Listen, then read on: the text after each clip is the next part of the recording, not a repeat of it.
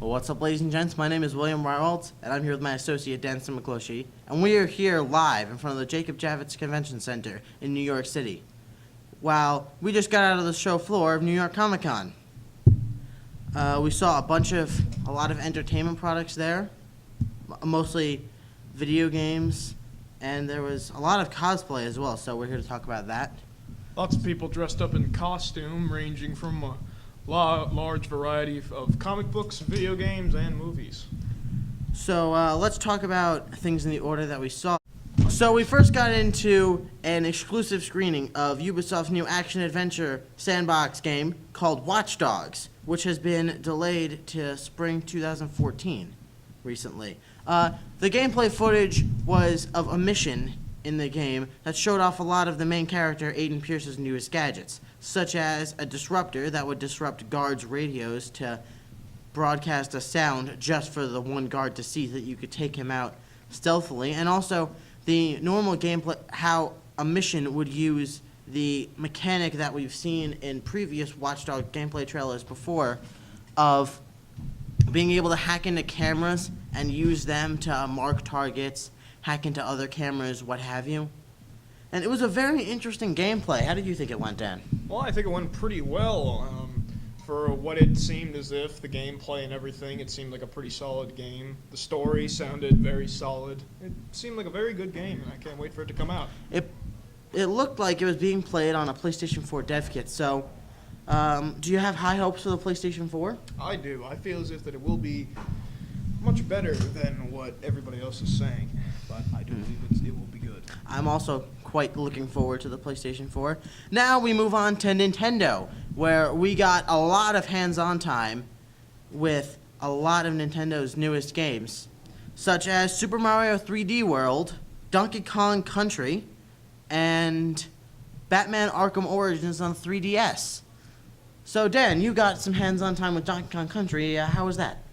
Well, it was quite fun. It was like the basic Donkey Kong Country from the Super Nintendo when that first came out.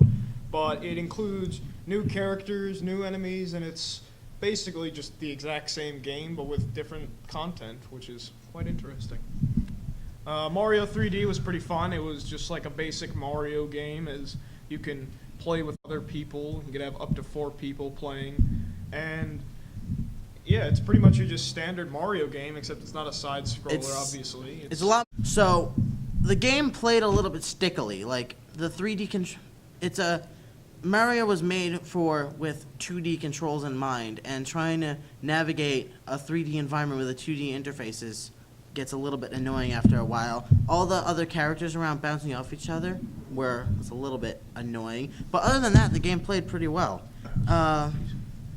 So now we move on. Now I got some hands-on time with Batman Arkham Origins on the 3DS, which is going to come out around the same time that the full-on box console title, Batman Arkham Origins, is going to come out. Now the controls were good for stealthing. I didn't get a lot of combat gameplay. It was mostly a stealth section. But the controls are pretty good. The biggest problem I had was remembering where the X and Y buttons were, because I've been playing on an Xbox controller for so long I thought they were switched. But outside of combat, the gameplay is kind of Metroidvania-y. It's 2D controls, and then when it goes into combat, the camera pans back and you're in a 3D interface. It's your standard Batman Arkham melee combat system with combos and counters and what have you.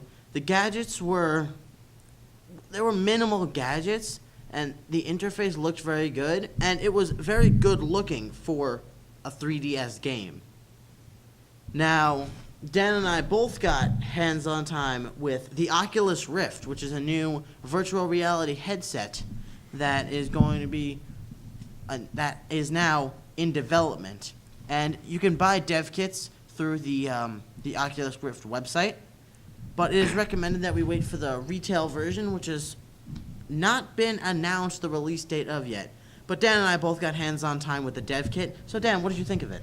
Well, I might say that the Oculus Rift was very interesting. It was almost as if that we were already starting in the age of virtual reality, because as you put on the helmet, you're getting a first-person perspective of the person in the console.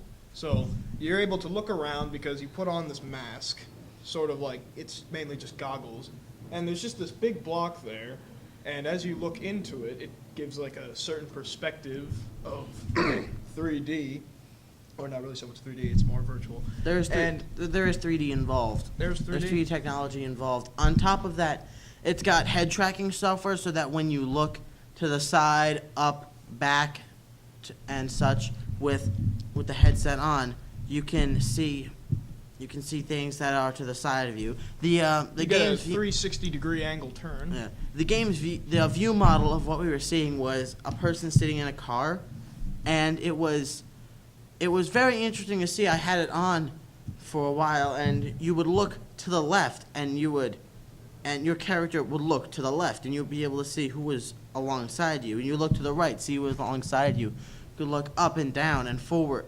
You could look forward, and it was a beautiful experience. And the quality and immersion that could bring to nearly any game is amazing. And I think it's amazing that we're getting into this age with a good surround sound headset, good motion controls, and the Oculus Rift. We could be in virtual reality before 2020, which is an amazing thought.